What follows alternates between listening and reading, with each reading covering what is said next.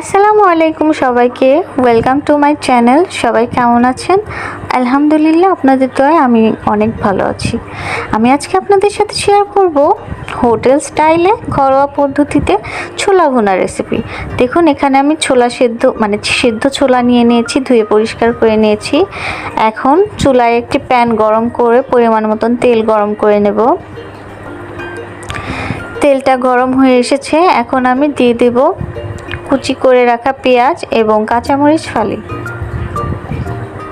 এখানে পেঁয়াজের পরিমাণটা একটু বেশি নিয়েছি, কারণ আমি ছোলাটা একটু বেশি পরিমাণই করব। আমি 3-4 দিনের জন্য করে নেব একেবারে। আপনারা আপনাদের পরিমাণ অনুযায়ী নেবেন। পেঁয়াজটা আমি হালকা লাল করে ভেজে নেব। এখন দিয়ে দিব অল্প পানি। এখানে আমি বাটা মশলা এবং গুঁড়া মশলা অ্যাড করব, এজন্য আগেই পানি দিয়ে দিলাম যাতে পুড়ে না যায়। এখন দিয়ে দেব আদা বাটা। এখানে আমি 1.5 চা চামচ আদা বাটা নিয়েছি, 1.5 চা চামচ রসুন বাটা এবং 1.5 চা চামচ জিরা বাটা, এটা কাঁচা জিরা বাটা।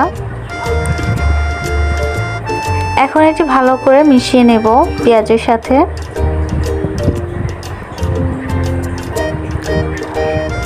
আর আমি যেভাবে ছোলা ভুনা করছি, এভাবে যদি করেন বাসার সবাই আপনার প্রশংসা করবে। আর এখন দিয়ে দেব হলুদ গুঁড়ো 1 চা চামচ, 1/2 চা চামচ ধনিয়া গুঁড়ো। ধনিয়া গুঁড়োটা আমার বাসায় বানানো, এটার ফ্লেভারটা অনেক স্ট্রং, এই জন্য আমি 1/2 চা চামচ দিয়ে দিয়েছি। আপনারা আপনাদের পরিমাণ অনুযায়ী দিবেন। এবং দিয়ে দিলাম 1/2 চা চামচ মরিচের গুঁড়া, আর দেব স্বাদ মতো লবণ। মরিচের গুঁড়াটাও আমি কম দিয়েছি, কারণ আমার মরিচের গুঁড়াটা অনেকটাই ঝাল। আর এগুলো আপনারা আপনাদের পরিমাণ অনুযায়ী ব্যবহার করবেন, কারণ অনেকে কম বেশি করে ঝাল লবণ সব কিছুই খান। এটা যার যার পরিমাণ অনুযায়ী দিয়ে দিবেন। এখন এটি ভালো করে আমি মিশিয়ে নেব আর কষিয়ে নেব। তার আগে দিয়ে দিলাম গোটা মশলা। এখানে আমি 2টি তেজপাতা মাঝখান থেকে চিড়ে দিয়েছি, আর 5 টুকরো দারচিনি দিয়ে দিলাম। দিয়ে দেব 3 টুকরো সাদা এলাচ, 1 টুকরো কালো এলাচ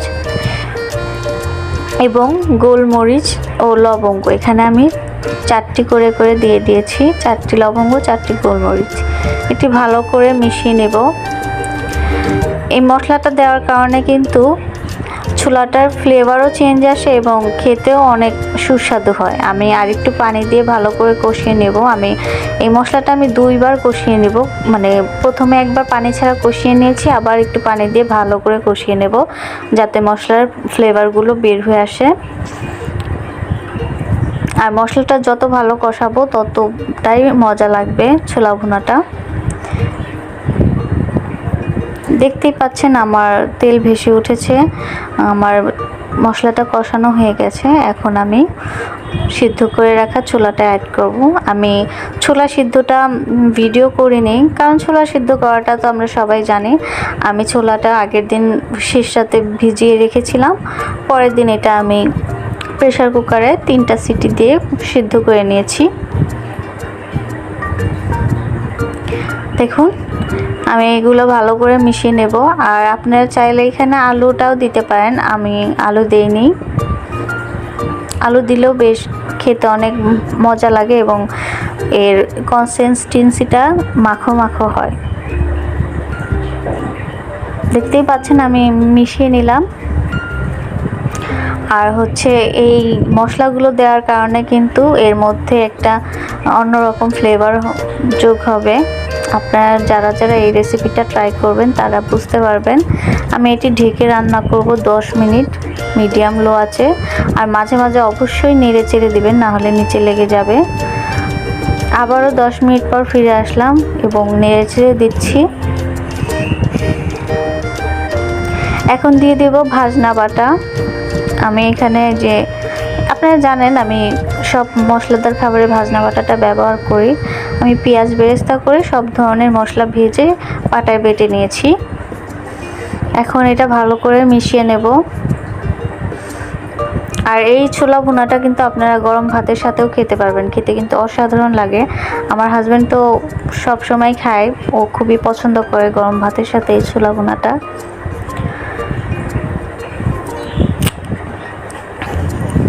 মিশিয়ে নিয়েছি, আবারও 6-7 মিনিট এরকম মিডিয়াম লো আঁচে ভেজে নেব।